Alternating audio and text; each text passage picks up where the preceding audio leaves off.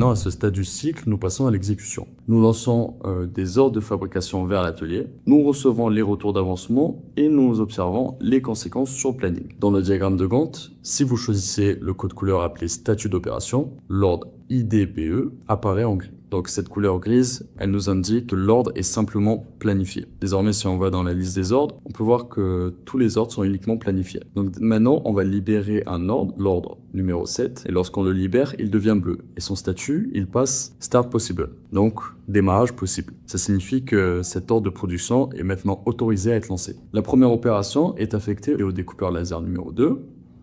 En accédant à l'écran opérateur et en sélectionnant Laser Cutter 2, nous retrouvons l'ordre dans la liste. Nous allons maintenant démarrer cette opération.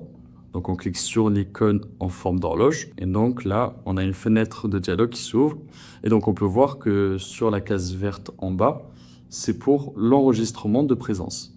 Avant ça, je me suis connecté sous le nom d'utilisateur John Doe et donc on peut voir maintenant que ça effectue le check-in et donc l'opération devient verte. Donc désormais, si on revient au planning, on peut voir que l'opération s'est déplacée jusqu'à la ligne actuelle, donc à Now Line. Donc là, c'est parce qu'elle vient d'être démarrée. Donc elle est passée d'ici à ici et donc sa couleur est maintenant verte. De retour sur l'écran de l'opérateur, on peut voir qu'il y a des nouvelles options qui apparaissent. Donc on a un retour partiel. Donc là, c'est si on souhaite saisir des quantités ou de nouvelles informations. Un check-out. Donc ça, c'est pour arrêter le temps. Ou l'option compléter l'opération. Dans ce cas, on va simplement compléter l'opération en validant et elle devient noire et son statut passe à l'étape de terminer. Dans le Gantt, elle apparaît ici. Donc ici, c'est pas très visible, mais l'opération est bien terminée. Et du coup, lorsqu'elle est terminée, elle se retrouve derrière la ligne actuelle. Puisqu'elle n'est plus planifiée, elle est effectuée. Maintenant, nous pouvons replanifier si nécessaire et passer à une nouvelle tâche. Donc voilà, c'est comme ça que fonctionne le processus de suivi et de retour d'informations depuis l'atelier.